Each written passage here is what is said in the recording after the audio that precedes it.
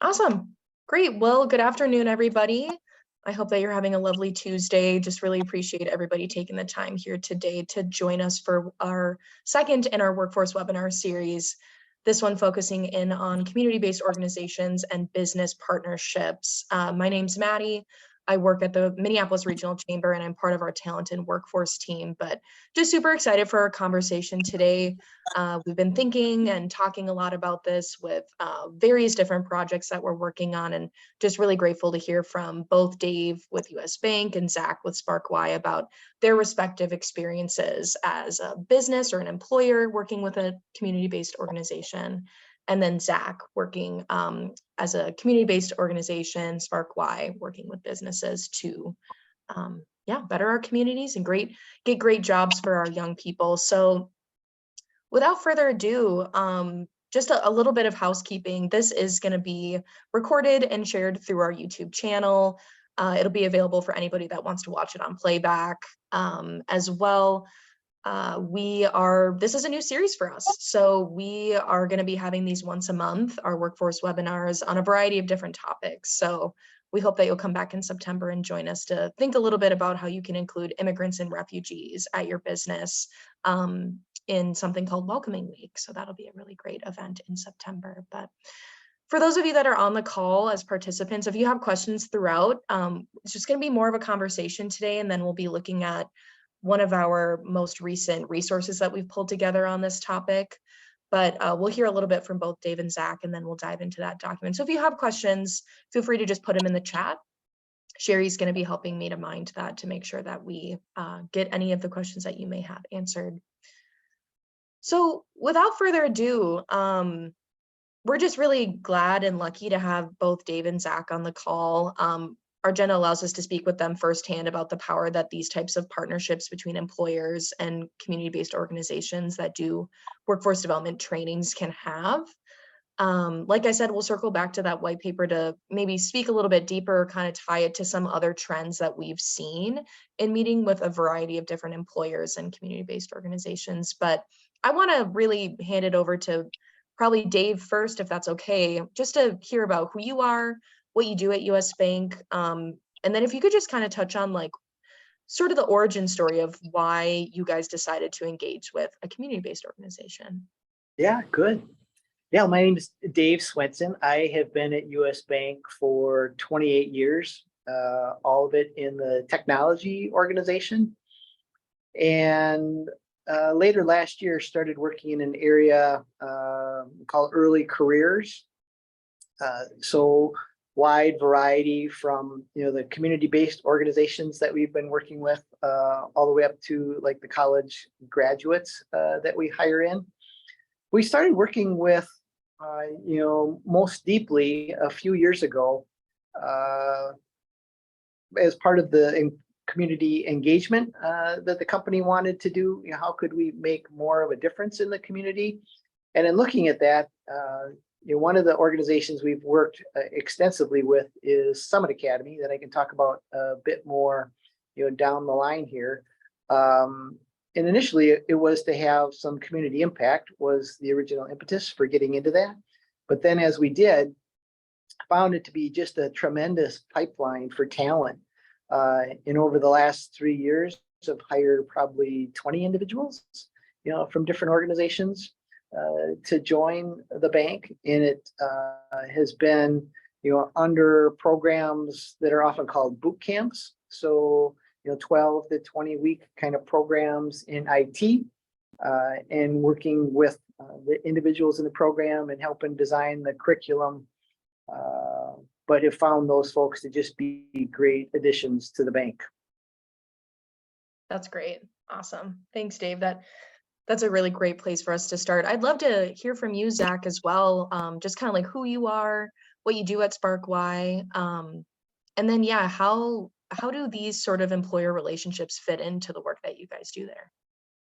Great. Well, thanks for having me today, Maddie and Dave. Really great to hear from you as well.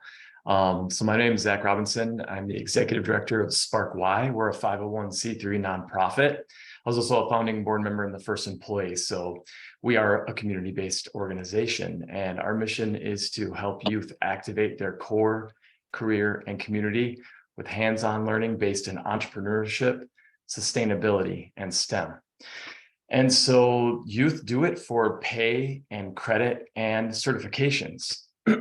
Half of the 3,500 youth we work with each year are in the 14 to 24-year-old range. So beginning their employment or really launching their full-time career, right? And about a third of those 3,500 are in the 18 to 24-year-old range. And some of those folks are still continuing education or launching their career as well. And so we could not operate or exist without employers and the larger business and professional, private, and public community ecosystem of the Twin Cities. And one of the big ways employers are engaging right now that helps is employer-backed certifications, which is really exciting and interesting because rather than a traditional educational, state or, kind of board certified certification, an employer-backed certification allows employers to look for specific skill sets that they're needing in typically entry-level workforce and embed those into certifications that can be made available at a community level based on participation by youth. So one good example of this would be we created an urban agriculture certification. It's backed by Cargill, Bachman's, Medtronic, LoopTech, the Minnesota Landscape Nursery Association. And what their team did was operationally and legally look through what the certification entails and say, yeah, this is a really great start to a technical or hard skill set that can make youth and young adults more eligible for that entry-level employment. And also a lot of it is based around soft skill sets. So I know from experience that, for example, we have a large workforce shortage, especially in trade areas, technical work, things like that. So it's helpful in creating that custom pipeline and creating those soft skill sets like workplace conduct, professional skills like leadership, teamwork, communication, problem solving, and critical thinking. And so another great way we connect with employers is we typically do some placement and actual shared learning projects together with employers. So that could be even something that the employer is actually doing for their business that youth get involved with to kind of dip the toe in. And it can also be an opportunity for youth to just gain experience and awareness that this is a career. This is somewhere I'd like to go, and so what we're finding with Gen Z and a lot of the youth we're working with is there's just not that basic level of awareness. And some of the soft skills have actually been hindered by technology rather than helped by technology. Things like, just those interview skills or, I call it phone call power, right? Sometimes a young person is like, well, I emailed them 6 times, they never got back. Well, pick up the phone, right? So I could kind of go on and on, but I don't want to hog the mic too much. So that's a little bit, I'll bounce it back to you, Maddie. Yeah, that's awesome, Zach. I really appreciate that. And Dave, yeah, I guess, one question that I get a lot from employers, and I'm kind of just like riffing here, is just like, how do these relationships work when maybe they're not as formal as like some, this specific community-based organization does X, Y, and Z, and we get, A, B, and C. Like, are some of the pieces that Zach was bringing up, like, kind of ringing true for your experience working with the early professionals or US Bank's sort of like engagement with Summit Academy, or how have you engaged in that in maybe a new way? Yeah, and our engagement with like a Summit Academy has been pretty specific to the technology and working with them in their program. And they have folks at Summit who work with the students on like support services sorts of things, some of what Zach was referencing a little bit there. And so we have been able to focus a lot more on, some of the professional skills, so helping with doing mock interviews or practice interviews, looking over resumes, looking over their student projects, having sessions just in their conference room talking about, how do I get into the tech career? How do I best articulate what I've just been through? What is it that employers are looking for? And then have worked through the staff at Summit to connect with students on some of those different topics. That's awesome. So would you say when you're kind of doing those resume reviews and like mock interviews that it's more about just kind of like uplifting the industry, whether they end up coming to US Bank specifically, or kind of how have you been feeling about that when you have that engagement? I'd say that's it, Maddie, because it's very broad. It's not Mm-hmm. specific to US Bank. And it would be, what would any employer who has a technology group be looking at, and how do they represent the courses they've been through? How do they highlight the technical skills that they've developed? How do they talk about their projects? How do they talk about their previous life experiences, because many are on a second or third career who are going through that, and and sometimes it takes someone else, for all of us to look at it with a different lens, things that we've learned along the way,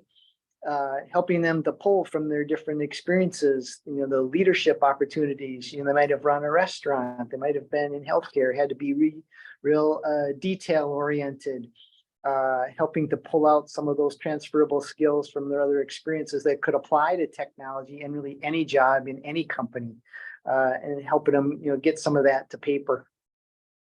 That's awesome. That's great.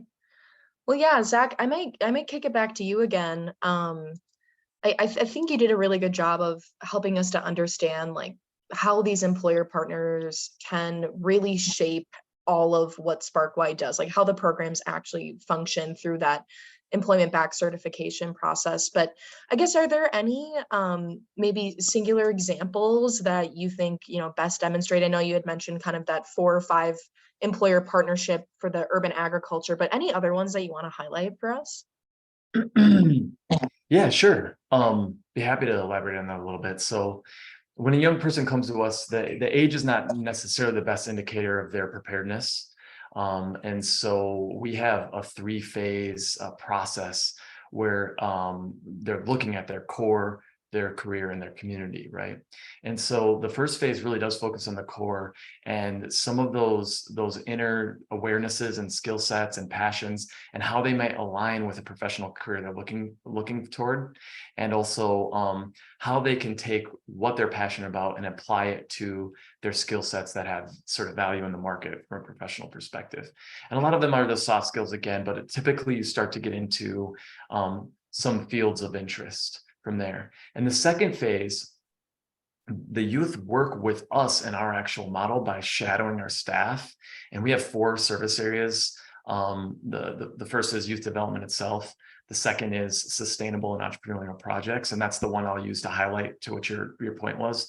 The third is our entrepreneurial incubation. We run at our world headquarters, we run a farm, a STEM lab, and a few other kind of makerspace activities. We have 3D printing, laser cutting, timber frame farm. Youth grow and sell microgreens to the local co-ops, to the Good Acre, and things like that. So they start to try the activities that we're doing. They're also working in the classroom and starting to educate other youth. And that's a great model, because when you start to talk about what you're doing and you start to develop those communication skills, both oral and written, and those become really useful for those, kind of other skill sets we're developing. A good example of the urban agriculture certification in action was a contract that we actually did with the city of Minneapolis and the Holland Basin, and the city's infrastructure crew reversed the stormwater pipe drainage. Instead of going straight into the river, which is a polluting event, with urban runoff, there's all sorts of chemicals and debris and dirt that affect the health and the pH and the different metrics of the Mississippi River, right?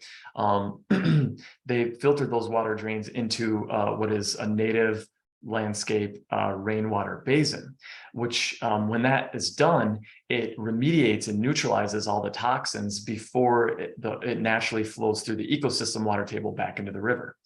And so the scope of that project involved us employing 92 high school youth who learned about the process of the bigger industrial side of, big machines reworking the pipes, but then they actually planted and learned about the ecosystem, worked as teams, and planted the rain garden and native landscape plants themselves.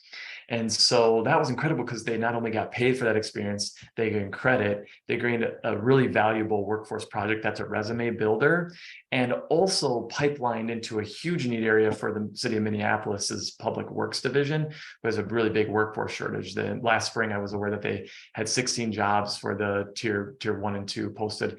They only even got 2 applicants, right? And there's even training involved once you're employed, and that's a decent competitive wage, right? So that pipeline, that certification, that type of project and experience is what I call the perfect storm, or the perfect mix of a lot of different community, private, public factors coming together into one project that uplifts and supports community, which community-based organizations are about, providing some of that equity to an opportunity to everyone, and to take it into action so that it actually gets something real done. And then those youth were able to look at that and say, wow, not only did I get the certification, the credit, the pay, I can always look at this and say, I helped do that, And so I think the permutations of that specific example could apply to any circumstance or industry, right?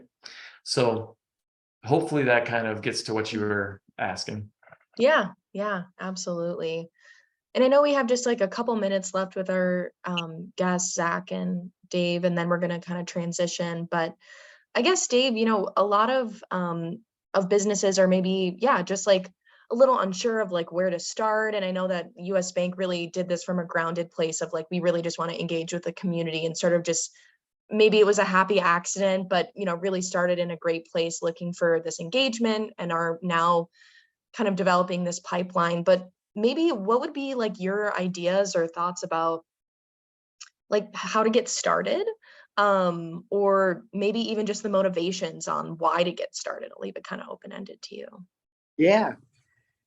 And the why to get started might be the twofold for why US Bank got into it. Both for the community impact, because as I got into this more, even myself, and learned more, because there's the individuals that, as they get like a technology job as opposed to a minimum wage job, the impact on the individual is dramatic, but then the ripple is significant. And then it goes to the family, to the community, to the economy, and became familiar with a couple of studies that were done by community-based organizations on the economic impact from the difference, in the trajectory of, say, a minimum wage job to a technology job, and it's extremely significant.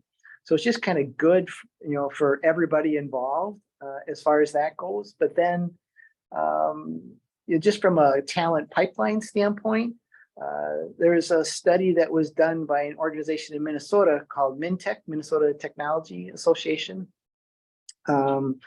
and studying the delta between the number of postings a month and the number of jobs filled a month, measured thousands. And so, with a whole bunch of factors coming together, the demand in many disciplines, but in technology that I work in, is very significant. And to just think more creatively about where the talent comes from. It doesn't always take someone with a 4-year degree or 5 to 10 years experience to do enter into any job. And just being more open-minded, honestly about that, and talk about being more skills-based rather than experience-based in the hiring, to bring in folks to help with some of these positions that we need filled, has been a big deal for us. Absolutely. Yeah, absolutely. Thanks, Dave. I really appreciate that. And Zach, I mean, I'm very lucky because I just get to hang out with the coolest people on the call. But Zach, I've appreciated your candor and just openness to have a conversation. And I guess, I was going to put the question to you as well about like, if there's a business on the call or that it's listening on playback, that's just like, what Zach's doing sounds cool, I think we could benefit. Like, how can they engage with you? Oh yeah, no, and likewise, this is really fun. Thank you. Thanks, Sherry and Dave and Maddie. It's been really fun. Yeah, so I think the first step is realizing that to reach a new pool of talent, it does require some help and resources that might be outside of the scope of what you're currently doing. And so working with a Summit Academy, working with a SparkY is a really good step. There's other community-based organizations that can help do it. As far as SparkY is concerned, you were very innovative in custom. So we've worked and developed custom solutions with employers to not only do projects that would help the business that the employer's in, but also help empower and make a community-based impact. So those two same benefits that Dave was speaking towards are something that we look for. We want to find that alignment, and it's almost a way of doing philanthropy that's win-win. And so creating that common and shared ground is one way. The other way is the employer-backed certification. Working on something like that is really great if you're looking for a new talent pool and that it needs to be skill-based. Well, starting to train and learn with the talent pool on those skills can be a really helpful and great place to start. And it can happen at the workplace with the guided support. So our third phase, which I didn't really get to in the process, remember I talked about the phase one, exploring core and self. Phase two, starting to get those skills. Phase three involves placement and experiences at actual employers.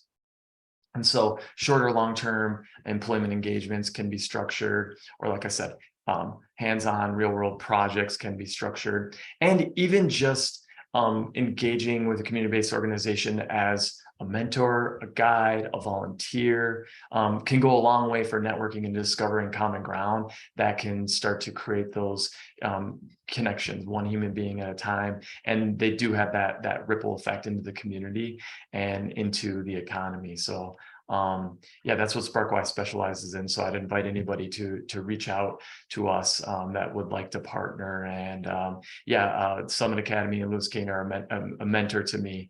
And so I think Ronnie and Lewis say the best social service in the world is a job, right? Yeah. And so it's a great axiom. And so yeah, that's kind of where I'd leave it and kind of bounce it back to you, Maddie. Thanks so much again. Yeah. Absolutely. Well, Dave and Zach, yeah, appreciate your time and yeah, just kind of like thoughts about everything. You'll see if you do read our white paper, I'm going to bring it up and it'll also be available after this, that we just have a quote from both of these guys as well about the great partnerships that they've been able to cultivate on both the employer as well as the community-based organization side. So we'll say goodbye for now and we'll transition away. So thanks, guys. Appreciate it. Yeah, thanks. Bye now. Cool.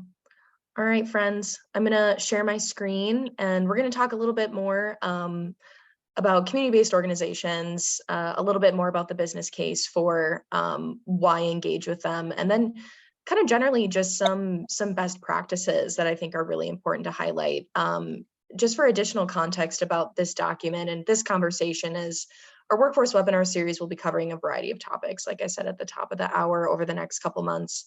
And one of the pieces that we have really felt important in our talent and workforce team is to create opportunities for businesses to meet with community-based organizations in a very low stakes environment. So we're going to be hosting two in-person events this fall in September and October, generously hosted by Ryan Companies, where you'll have the opportunity to really just sit down at a table and say, okay, you're community-based organization X, I'm employer A, tell me about yourself, tell me about what you do, you know, kind of similar to what Zach presented to us, and just have the opportunity to see if there is that hopefully human connection, but also, you know, alignment of opportunities and gaps that maybe could be met in order to build a future talent pipeline. And I love the idea of a customized, highly skilled talent pipeline at that. But I'm going to share my screen. So if you're interested in those events, those will be posted real soon on our website for people to sign up. We're doing this in partnership with Hennepin County, so our friends or community-based organizations will already be signed up. And we're going to have about 17 each day or each event for people to chat with. So we have a one pager of this, but this is our lengthier version that talks a little bit about community-based organizations at the forefront, which I think is helpful because Zach did such a great job of like kind of talking through almost all of these pieces, but I feel it's important to highlight because not only what does a community-based organization actually mean versus a nonprofit, I think can sometimes get people a little hung up. So make it very simple. Community-based organizations are nonprofits, are 501c3s, and they, especially folks that have this very specific workforce training or workforce development focus, they kind of come in all different shapes and sizes. They may have a specific geographic focus, a certain industry focus.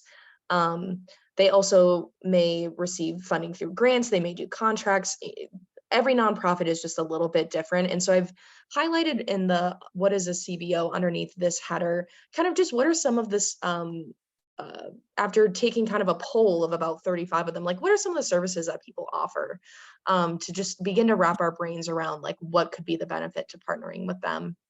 What do they do? So I think Zach touched on this a little bit, but you know, many will have their own proprietary or through partnership training on soft skills development. They'll do one-on-one career counseling. A lot of these nonprofits may also participate kind of as administrators in things like MFIP, dislocated worker programs. So they are really helping to serve as a social services navigator, not only in the job space, but in everything else that it takes for people to successfully have and keep a job. So the one-on-one career counseling is typically done on a caseload kind of case management basis, which is highlighted in the second bullet point there.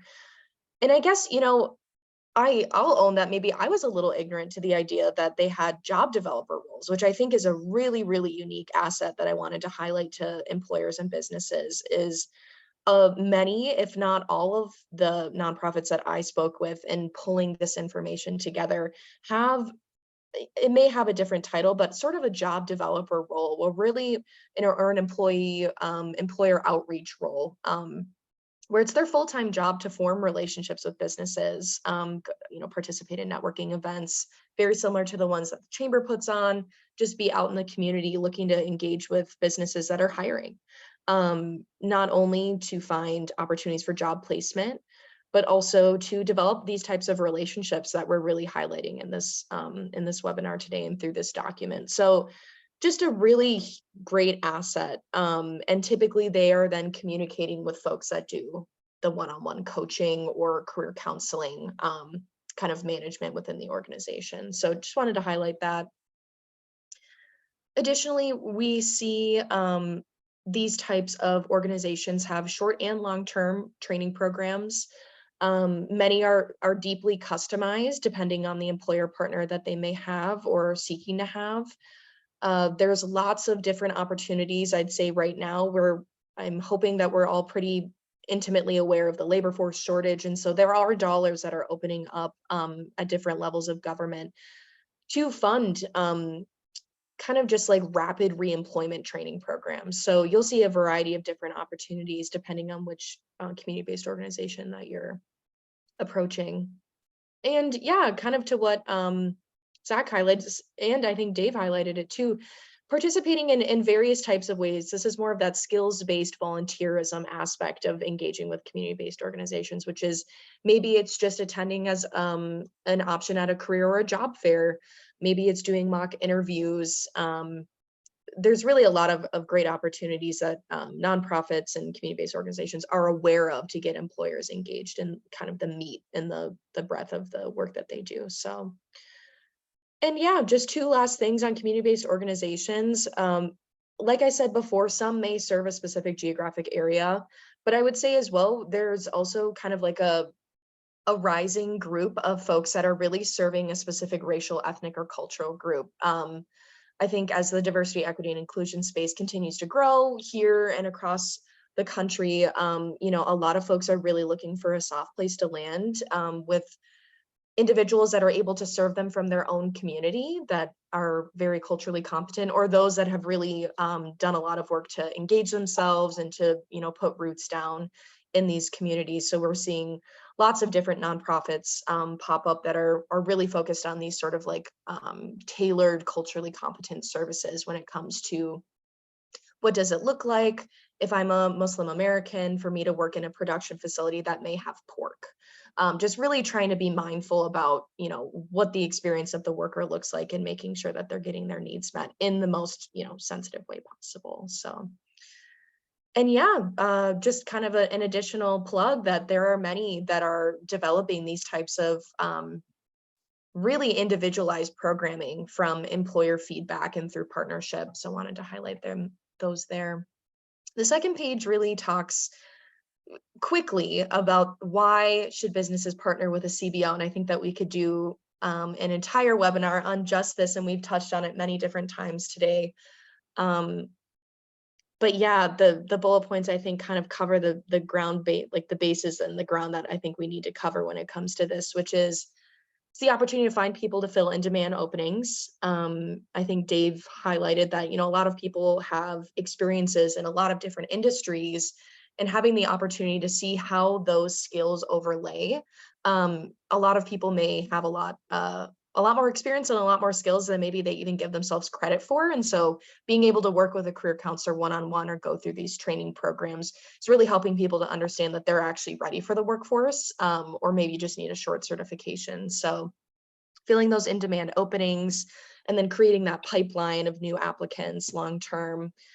And yeah, just the continued benefit of folks that are highly upskilled, have recently gone through training and are looking to develop themselves. I think that's a really, really great asset for folks that are coming out of these types of training programs.